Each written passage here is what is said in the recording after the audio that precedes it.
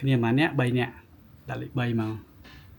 អញ្ចឹងវាចែកជា3ថាតម្លៃប៉ុណ្ណឹងចែកជា3វាអស់ម្នាក់ប្រមាណណាយើង add ប៉ុណ្ណឹងចូលមកក្នុងនេះអ្នកណាខ្លះបង់ជាកាតអ្នកខ្លះបង់ជា cash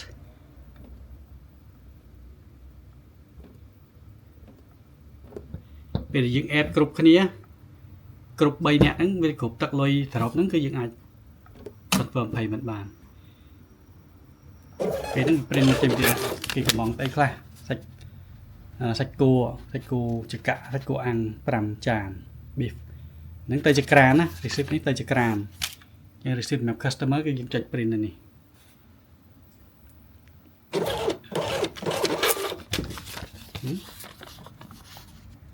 នេះយើងសម្រាប់ payment detail បាទអានេះ function នៃការលក់ដូរធម្មតាយើងអាច search ឲ្យបានយើងអាចចុចទិញដូរឲ្យបានទាំងអស់ហើយឈ្មោះហាងឈ្មោះអីដូរបានទាំងអស់នេះនៅក្នុង setting នេះក្នុង setting យើងមានដូរ logo ចង់ replace logo ឲ្យដូរទៅតែចិត្តនៅណា logo យើងនឹងនៅក្នុងដូររូបនេះនឹងបានទាំងអស់ remove បានឈ្មោះហាងឈ្មោះអី address នៅណាបាទលក់នៅប្រទេសណា currency ស្អីបាទតាក់ប្រមាណភាគរយហើយតាក់ហ្នឹង include ហ្មងឬក៏តាក់ត្រូវបន្ថែមពីលើយើងរើសបានទាំងអស់ receipt យើងកំង receipt បានទៀតថានៅក្រោយ receipt ហ្នឹងពេលយើង payment ហ្នឹងខាងក្រោមយើងដាក់ថា thank you for your purchase នេះឃើញទេយើងអាចដូរបាននឹងអស់ដូរថា thank you see you again នេះយើងទៅបាទតែចិត្តយើងអានេះអាផ្ទាំងមុខដែលយើងលក់ហ្នឹងយើងចង់ឃើញច្រើនចង់ឃើញតិចយើងដាក់5បានថាមានតែ5 column ទេបើខ្ញុំចុច save 5ហ្នឹងខ្ញុំត្រឡប់ទៅខាងមុខវិញយើងមានតែ5ហ្នឹងគេ1 2 3 4 5យើងដាក់ឡើងទៅដល់8គេ1 2 3 4 5 ចេញដល់8ពេលយើង save ទៅយើងខាងមុខយើងចេញដល់8ឃើញទេស្កាសគ្នាអញ្ចឹងតែយើងចង់បានច្រើនចង់បានតិចតែចិត្តយើងកំងតាមផ្នែកយើងមើលស្រួលផ្នែកប៉ុណ្ណាប៉ុណ្ណឹងទៅអញ្ចឹង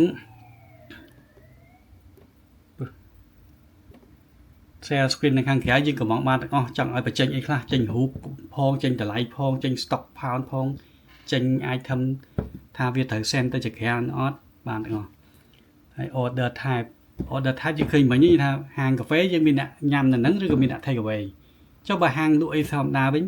ក៏យើងដូរបានដែរយើងដូរបានតែចិត្តថាឥឡូវឧទាហរណ៍ថាយើងជាហាងលក់ដូរអីវ៉ាន់ធម្មតាអញ្ចឹងយើងមានថា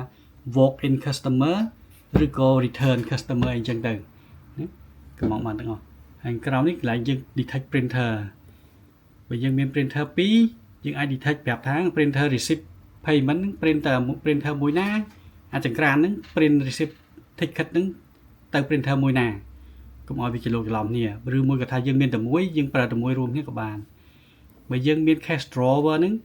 ពេលដែលយើងចុច payment clear ហ្នឹងឲ្យវាបើក draw យើងដាក់លុយចូលអូតូម៉ាទិកឬក៏យ៉ាងម៉េចយើងអាចបានកំងបានទាំងអស់ connect បានទាំងអស់បាទបើយើងមានលក់អីវ៉ាន់ជាលក្ខណៈថ្លឹងហាងបន្លែអញ្ចឹងទៅយើងមាន scale ហ្នឹងយើងមាន scale ថ្លឹងអីវ៉ាន់អញ្ចឹងណាយើងក៏អាចចុចកន្លែងហ្នឹងបានដែរយើងអាច connect ទៅ scale របស់យើងដើម្បីចាប់យកគីឡូយកមកលក់ហើយបើយើងមាន monitor 2យើងមាន monitor មួយទៀតបែរទៅឲ្យភ្ញៀវមើលអញ្ចឹងយើងអាច customize screen ហ្នឹងទៀតជា advertising screen ជាអីបន្តទៀតយើងអាចដាក់រូបដាក់អីនិយាយពីរបស់របរយើង special យើងដាក់រូបនៅក្នុងនោះប្រហែលវាទៅ rotate នៅ screen មួយទៀតហ្នឹងយើងអាចប្រើ monitor 2មួយសម្រាប់ឲ្យភ្ញៀវមើលមួយសម្រាប់យើងលក់ខ្លួនឯងនេះ